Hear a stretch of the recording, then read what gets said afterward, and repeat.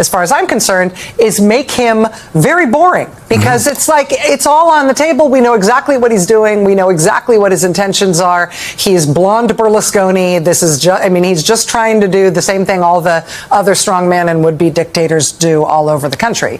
I think the really interesting question is what the country lets him get away with. And we're seeing a really interesting test of that right now all over the country, especially this week.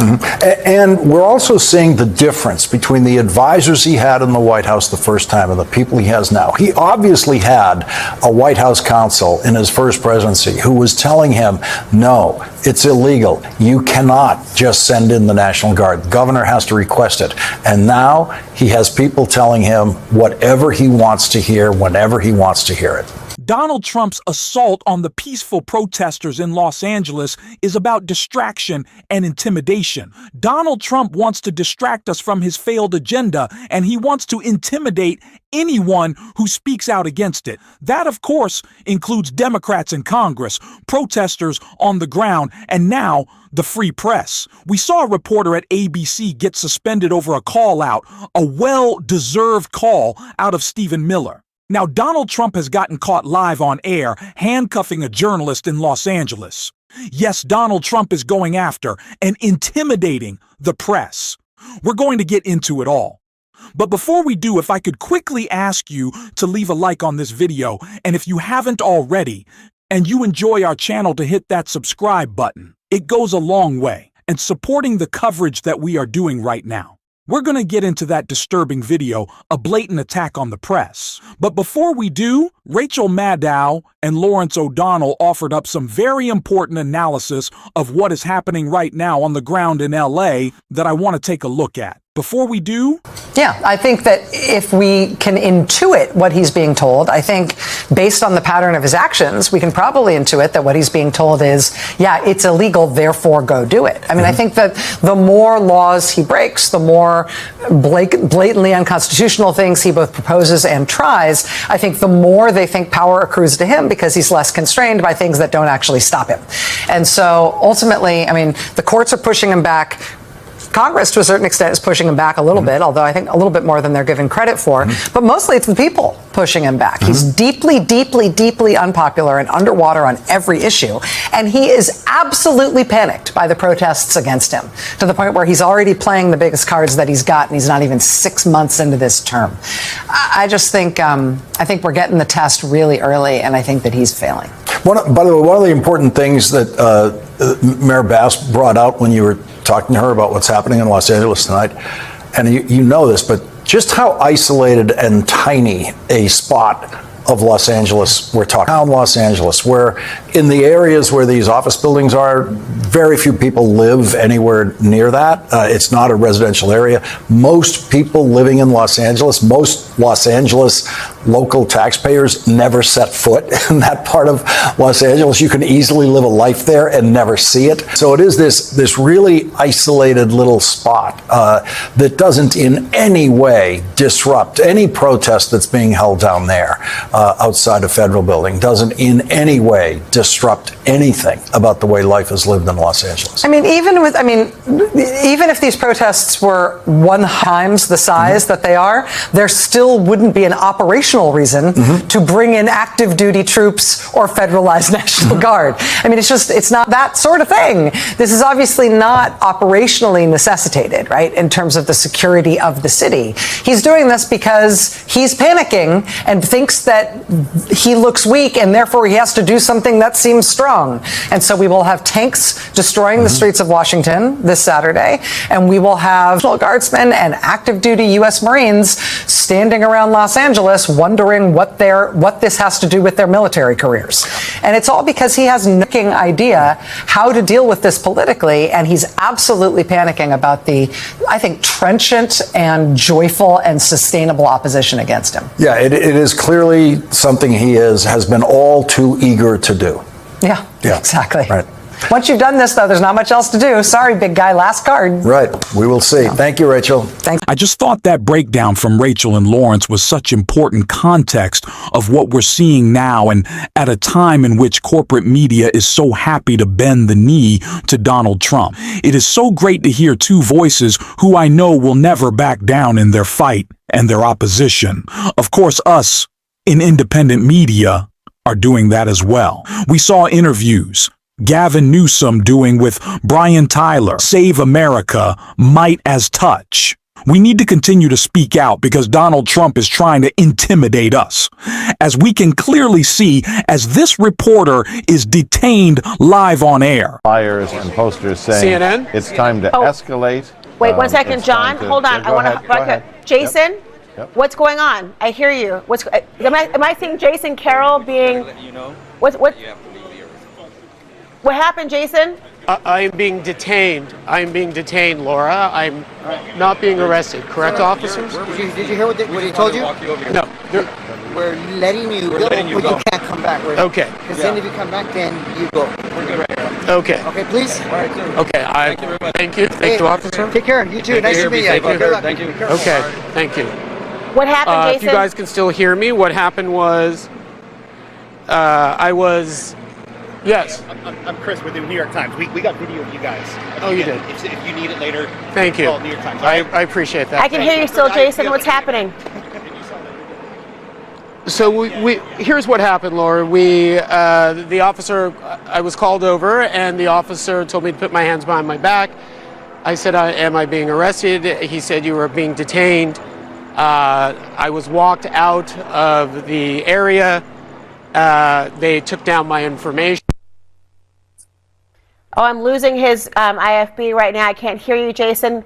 Wait, John Miller. I think this is a perfect encapsulation of what is happening on the ground in Los Angeles. Why on earth would you need to handcuff? Would you make a reporter put their hands behind their back as you drag them away? If you simply need them to move a few feet off of a premises, this is all about intimidation. They're not going to try to stop you. It's like the woman who yesterday was shot in the leg. A reporter from Australia, shot in the leg for standing and doing her job reporting, causing no problems. But what are they trying to do? Intimidate. And they're trying to show the world that they are willing to intimidate. They are willing to attack because why they are weak. Just listen to Tom H. Homan, who's been trying to puff his chest out all week, be asked about his arrest threat against Gavin Newsom, which apparently he's not too keen on anymore. California specifically, the president told reporters earlier that if he were you, he would have the governor of California arrested. Can you just clarify where that stands and if that is something that you personally are advocating for?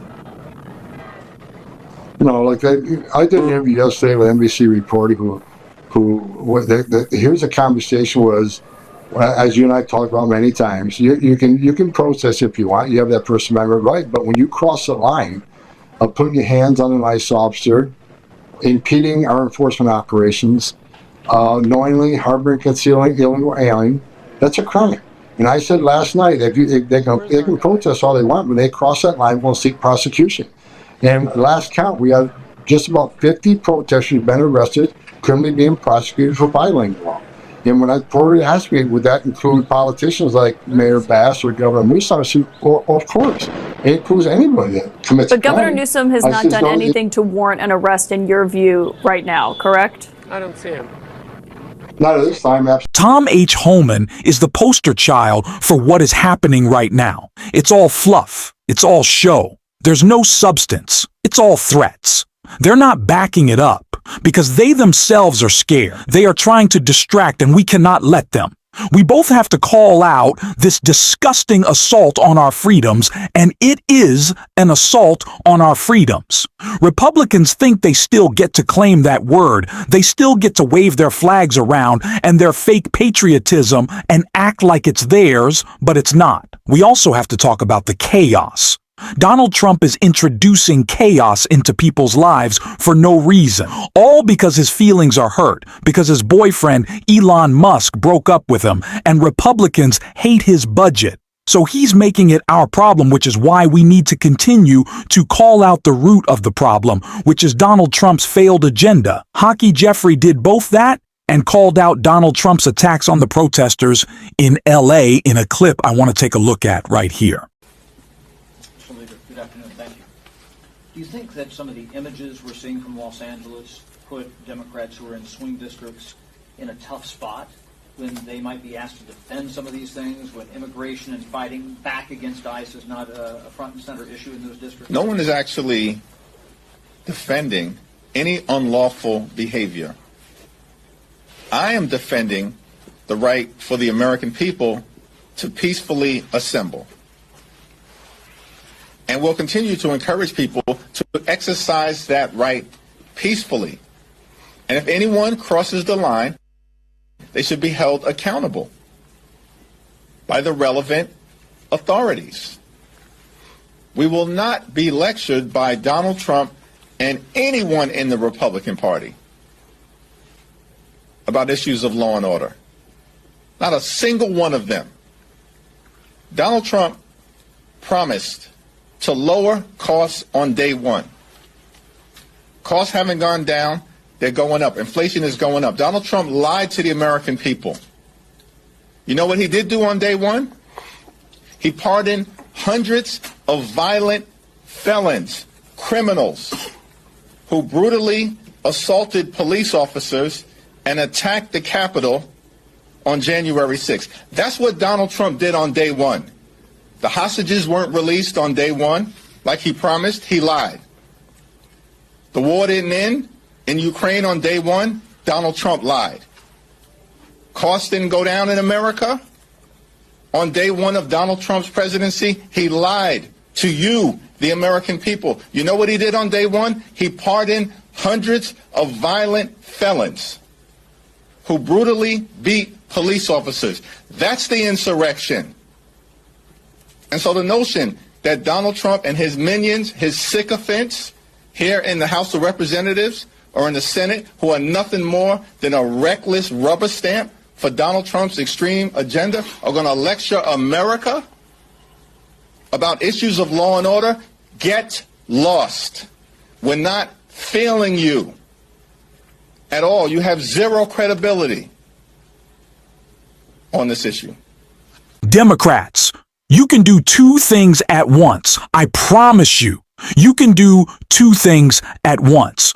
There's a clip going viral. Senator Amy Klobuchar, she was asked about the assault on protesters in Los Angeles, quickly pivoting, not wanting to talk about it, jumping into Donald Trump's budget. I understand the desire to focus on the impact to millions of people who will be losing their health care because of Donald Trump.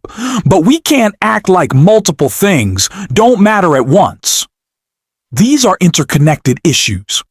Senator Chris Murphy talked about this today. Talk about both. People are hurting. They want to hear you. They want to see your raw emotion. If you're going to be a leader and lead. Fight for people. Call it out. I promise you, we are going to be doing that on this show. Independent media now more than ever is so important. And if you want to support it as always, you can hit that subscribe button. Leave a like on this video, and if you stuck around to the end, drop a blue heart in the comments. And until next time, I'll see you soon.